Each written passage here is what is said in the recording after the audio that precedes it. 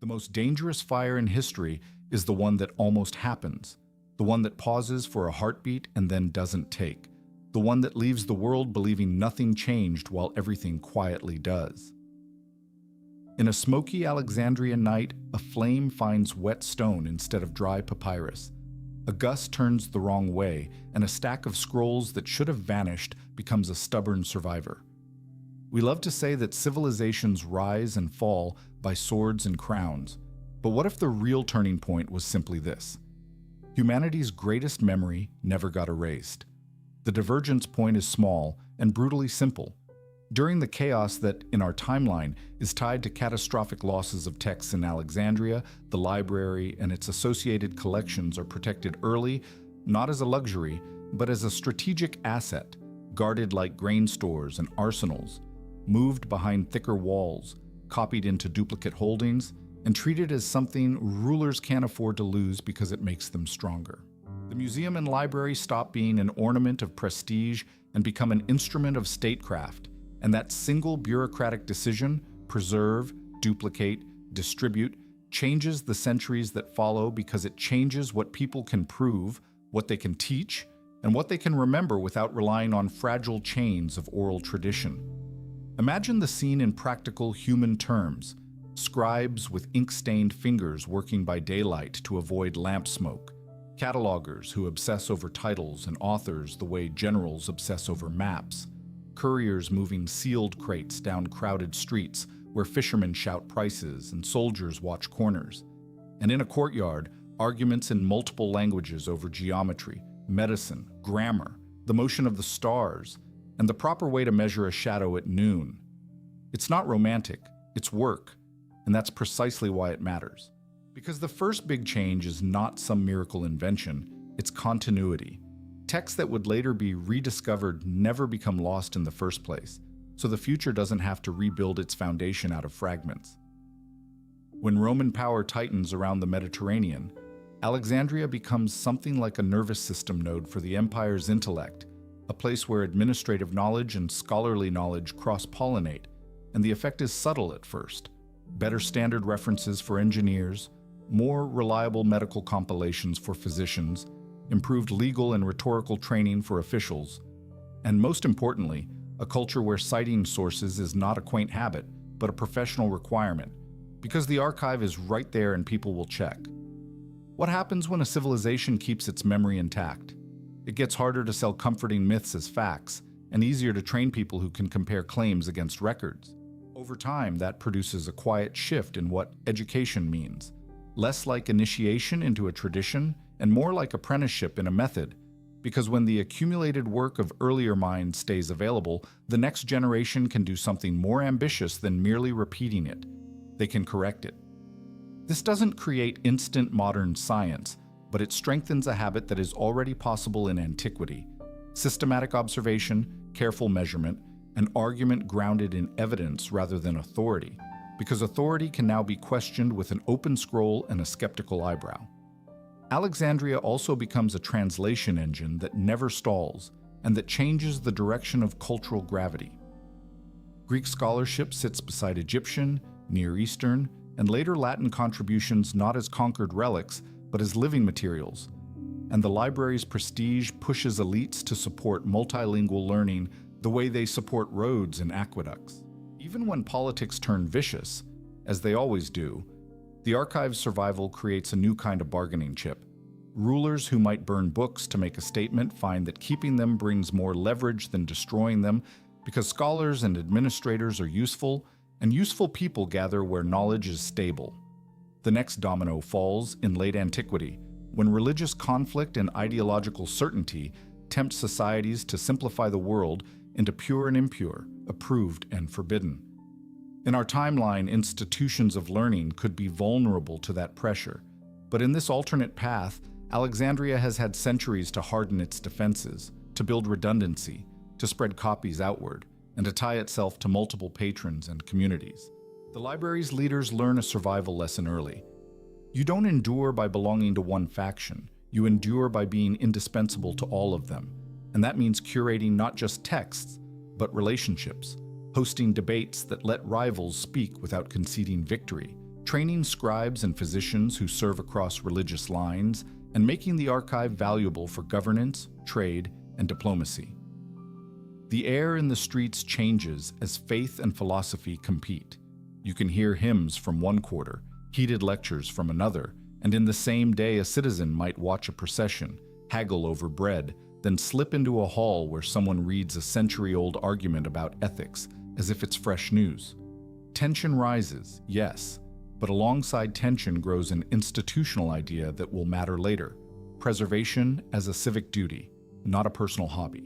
Alexandria begins exporting that idea, sometimes deliberately, sometimes by accident, because scholars trained there take posts elsewhere, carrying methods of cataloging, copying, and commentary into other cities, turning scattered libraries into a network rather than isolated treasures.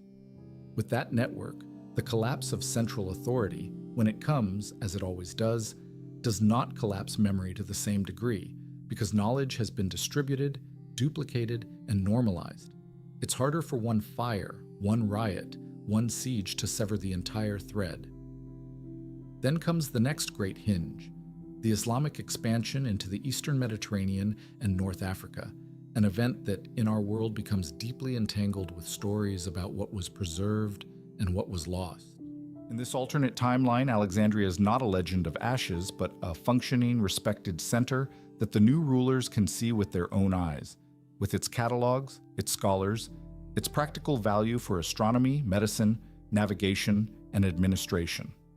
And here the domino effect becomes powerful. Rather than rebuilding a translation movement from scattered remnants, the new intellectual world inherits a working machine already turning, already organized, already stocked with texts that in our timeline survive only in partial copies or not at all. The translation and commentary tradition grows faster and more comprehensively, not because anyone is magically smarter, but because the inputs are richer and the institution is mature. If you have a complete archive, you can cross-check, you can compare versions, you can correct transcription errors, you can preserve minority viewpoints, you can build bibliographies that actually mean something. Alexandria becomes a bridge not just between Greek and Arabic, but among Greek, Syriac, Coptic, Persian, and later Latin worlds. And the psychological impact is enormous. People living through political change see, in one place, that knowledge can outlast regimes, that a book can be older than a dynasty and still useful, and that idea itself becomes contagious. Traders hear stories of it in ports, students dream of it in inland towns, and scholars write letters the way merchants send orders, asking for copies, clarifications, commentaries.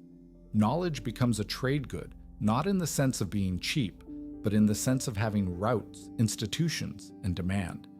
Now consider what this does to Europe on the other side of the Mediterranean, where learning does not vanish in this alternate timeline, but in our reality, often becomes more localized and uneven after the fall of Western Roman authority. Here, the library's survival changes the shape of contact. Instead of later centuries experiencing classical knowledge as a shocking rediscovery, there is a steadier drip of texts, teachers, and techniques across borders through diplomacy, commerce, pilgrimage, and conflict.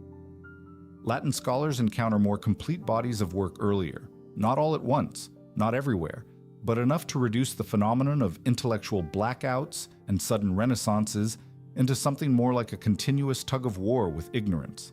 That continuity matters because it changes what ambitious minds attempt.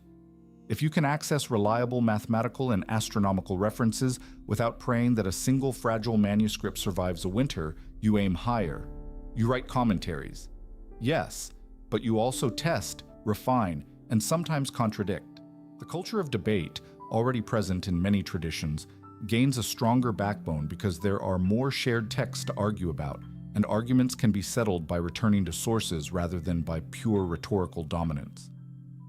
Universities, when they develop, have more standardized curricula sooner, and while this does not erase superstition or power politics, it gives skeptics a better toolkit, not just opinions, but citations, diagrams, and methods. Meanwhile, Alexandria itself becomes a symbol that rulers can use to legitimize themselves. Patrons fund coffeehouses, observatories, and schools because being seen as a protector of knowledge carries status akin to being a conqueror. And gradually, across the Mediterranean, an expectation forms that great cities should maintain public archives the way they maintain walls. If knowledge is a weapon, who controls it? In this world, the answer becomes more complicated, because control is no longer simply about censoring. It is about staffing institutions, funding copies, shaping catalogs, and defining what counts as authoritative reference. That complexity is dangerous, but it is also stabilizing because it creates competing centers rather than a single point of failure. Now comes a quieter but decisive domino, the economics of copying. A library that never dies becomes an engine of demand that makes manual copying a vast, organized labor market. Scribes, correctors, illuminators, binders, paper makers, and parchment makers, and that scale pushes societies to seek cheaper, faster reproduction. You do not need to claim a specific inventor or an exact date to see the pressure. When an empire, then multiple empires, all rely on text-heavy administration and education, the incentive to improve copying technology grows relentless, and experiments that might have remained curiosities become investments. Paper spreads where it is practical. Libraries standardize formats. Catalogs become more sophisticated, and the idea of an index of finding information quickly becomes not an academic fancy, but an administrative necessity. This feeds into commerce. Contracts, navigational notes, medical recipes, technical manuals travel more widely, and with them spreads a certain kind of literacy, not universal, not equal, but enough to shift the balance between local custom and written reference. The living details of this change are easy to picture. In a bustling port, a ship captain consults a worn booklet of coastal landmarks. In a market, a merchant's assistant reads a list of measures and prices. In a clinic, a physician compares symptoms against a compiled text and argues with a colleague about which treatment the older authorities recommend and what recent experience suggests. In a monastery or madrasa or civic school, students copy lines until their wrists ache, but now they copy from sources more consistent and more complete. As centuries pass, this continuity builds something that our world often had to reconstruct after damage, a persistent culture of technical literature. That does not mean every region is enlightened or peaceful. War still burns cities, plagues still sweep through crowded streets, rulers still persecute rivals, and ordinary people still fear the unknown. But the difference is that when disaster hits, there's a better chance that someone, somewhere, can open a text and find not just prayer, but procedure, not just omen, but observation. How to quarantine, how to organize relief, how to calculate supplies, how to read the sky for seasonal cycles, how to build water systems, how to reason from cause to effect instead of from rumor to panic. The psychological consequence is profound. In moments of crisis, societies with access to stable knowledge can argue about policy with reference points, and even if they argue fiercely, the debate is less likely to be trapped entirely inside superstition. This steady accumulation also changes the Renaissance because rebirth becomes less about resurrection and more about acceleration. Artists and thinkers still hunger for novelty, still rebel against stale authority, but they do so in a world where the past is not a broken statue unearthed by chance. It is a library shelf you can browse. That changes the tone of creativity. Less breathless awe at rediscovered antiquity, more confidence in surpassing it. You can imagine a craftsman studying geometric patterns with a seriousness that borders on reverence, then applying them to architecture. You can imagine navigators combining improved astronomical tables with practical seafaring logs. You can imagine philosophers forced to refine their arguments because their opponents have texts too and can quote them back. Exploration and state expansion still happen. Human ambition does not depend on libraries, but the knowledge infrastructure makes those expansions more coordinated, more data-driven, and sometimes more brutally efficient. Cartography becomes a living discipline connected to archives. The story of a coastline is not only told by sailors' tales, but written, compared, updated. Empires learn faster from their own mistakes because records persist and can be consulted by successors. And this creates a paradox. Continuity of knowledge can reduce some kinds of suffering by improving medicine and engineering, but it can also sharpen the tools of domination. The Library of Alexandria in this world is not a saint. It is a power amplifier, and whoever supports it gains an edge. Over time, that edge encourages rivals to build their own equivalents, and by the early modern period, the Mediterranean and beyond are threaded with institutions that look, in spirit, like descendants of Alexandria.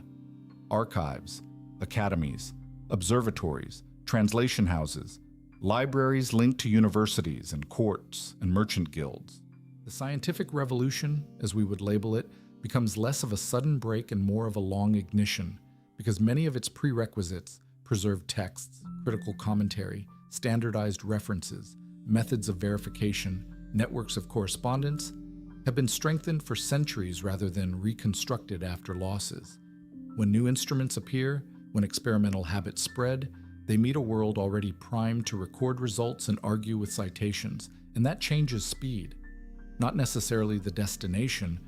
Human curiosity would still reach for the same truths, but the tempo, the density of progress, and the number of people able to participate.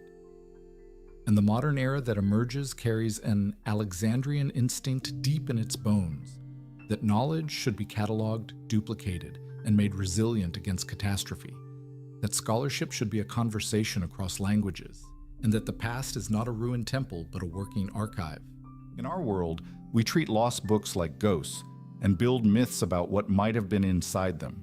In this world, the ghosts are fewer and the myths are weaker because people can actually check. That does not make humans wiser by default, but it changes what wisdom can be built upon.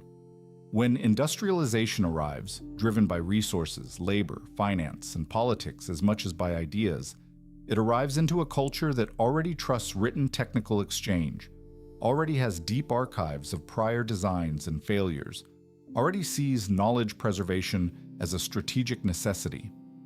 Factories still rise, cities still swell, inequality still bites, but standards, manuals, and engineering education spread with less friction, and the habit of documenting processes becomes normal earlier. By the time the world begins to think globally, through trade webs, colonization, diplomacy, and conflict, it also thinks archivally. Treaties, statistics, public health data, meteorological records, everything is increasingly seen as something that belongs in a repository that outlasts administrations. There is an eerie continuity to this. The same impulse that once protected scrolls behind stone walls now drives vaults, copies, and later digital redundancy, because the cultural memory of "we almost lost everything once and chose not to" has been told for centuries.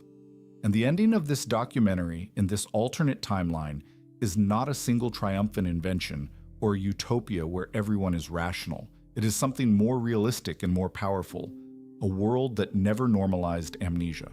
Alexandria stands not as a tragic symbol of loss, but as the proof that institutions can be designed to survive human chaos, that knowledge can be treated as infrastructure, and that continuity can change destiny more than conquest can. The fire that did not take becomes the invisible parent of countless later decisions. Copy this, preserve that, translate this, check your sources, build redundancy. Do not trust a single shelf with the future. And across 2,000 years, those decisions accumulate into a different kind of civilization, one that still stumbles, still fights, still sins, but does so while carrying more of its own memory intact. In the end, the library does not save humanity from being human. It saves humanity from having to start over, again and again in the dark, believing that what was forgotten never existed. And somewhere in Alexandria, under high ceilings that smell faintly of ink and dust, the same idea keeps burning without destroying anything at all, that the future is made not only by those who win today, but by what a civilization chooses to remember tomorrow.